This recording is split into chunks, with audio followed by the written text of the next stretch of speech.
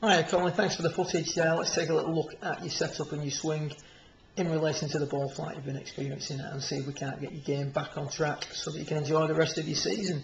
First of all, if we take a little look at your setup position from down the line, the change I'd like to see you make here is get your shaft angle a little bit flatter, a little bit lower down at address. If we take a line up from the shaft, we can see there that it bisects you round about your belly button.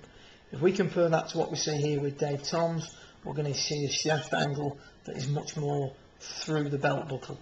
So a little bit of a lower hand position at address. What that's going to do is it's going to get rid of this takeaway move that you make where the club works too much on the inside. As the club works away, it works beneath the angle of the shaft and positions the club head too much behind you too early. So if we just run this swing through for you a little bit, there we can see the shaft sitting very high.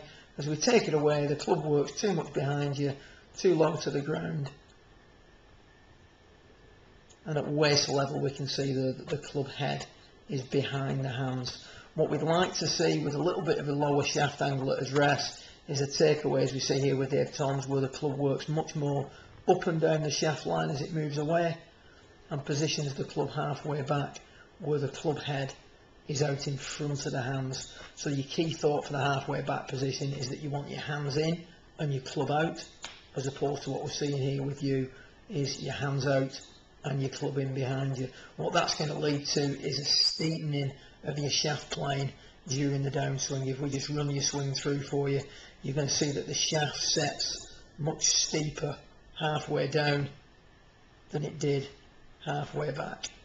So there's a little bit of a steepening of the shaft during the downswing, but that can be remedied by just dropping the hands a little bit at address and feeling that you're going to keep the hands in and keep the club out. If we now move on to your swing from face on, I'll just take you to your address position. Fundamentally quite a good address position. Stance could do with narrowing just a fraction and maybe the left hand grip strengthening a touch, but not a great deal. If we compare what happens during your swing, however, to Dave Toms, I'm just going to put a line down vertically from his sternum. As he moves away into the top of his backswing, you're going to see a move where he gets behind that line. You can see there that he's moved behind it, well behind the golf ball at that position.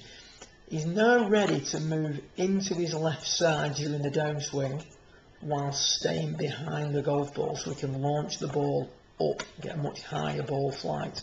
But what's also happening there is the arms and the body can continue to work through the hitting area, accelerating through, resulting in a very passive release. What we're going to see with yourself, if we just run you through, I'm going to put that same line on vertically down from your sternum. We're going to see a player who doesn't get behind the golf ball enough during his backswing, stays very much on top of the golf ball, hence the low ball flight that you're going to get. Could be from playing a lot of links golf, but we do need to get more behind it during the backswing. You can see there now the left knee moving out towards the ball to accommodate this. Very, very much on top of it at the top of your backswing there, almost verging on a reverse pivot. We've got to be very careful with this. So from that position, as you move into your left side, you're going to get way out in front of it. You can see there now you're ahead of that line. You're too far ahead of yourself for that stage of your downswing. What that's going to result in, if we compare that to Dave Toms, is a narrowing of the angle here, a steepening of the angle of attack. Now as you come through the hitting area, you've got one of two options. You can either continue to unwind the body and maintain your body angles, and that's going to produce a shot that's gone low and out to the right, or you're going to back up, you're going to try and stay behind it. As the body stops turning, the hands are going to flip and the club is going to pass your body, resulting in the hook to the left that we probably saw with this shot. It's hard to say because it's not down the line, I can't see your ball flight, but you can see there as you're coming into impact, there's a tendency to stop the body and flip the hands. We know you stop the body because if we view it again from down the line, you're going to see that all the energy that's rotating suddenly stops and the spine angle straightens as you come through the hitting area. You can see there you've lost your body angles. If I just take that back a couple of times for you, you're unwinding, you're ahead of it and unwinding, and now you better put the brakes on the body. You can see the body lift there and the hands flip to accommodate what you're trying to do with your body. What I would suggest you do for this change in your golf swing is to get yourself to the range, either try and find yourself on some grass, an uphill lie, which is going to make you get behind the golf ball and give you that feeling of getting behind the ball more during your backswing, and certainly staying behind it more during the downswing. Your other alternative is to take yourself to the driving range with your driver, get the highest tee peg possible, and just spend a couple of hours launching the ball as high as you can. The task of launching the ball as high as you can is going to encourage you to move behind the ball more during the backswing, and certainly stay behind it during the through swing.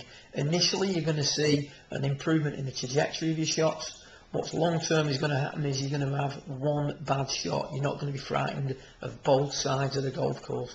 When a low handicap golfer is frightened of hitting it left and right, the golf course is not a fun place to be, as I'm sure you've been experiencing for the course of this season thus far. What I suggest you do is work on this for a couple of weeks. Feel free to leave me some feedback. It'd be great to hear from you. Let me know your ball flight's going on, and then after a couple of weeks, let's do this again. Send me some more footage. We can have another look at it and take the next step to improving your game. Well done, good luck, and thanks for your time.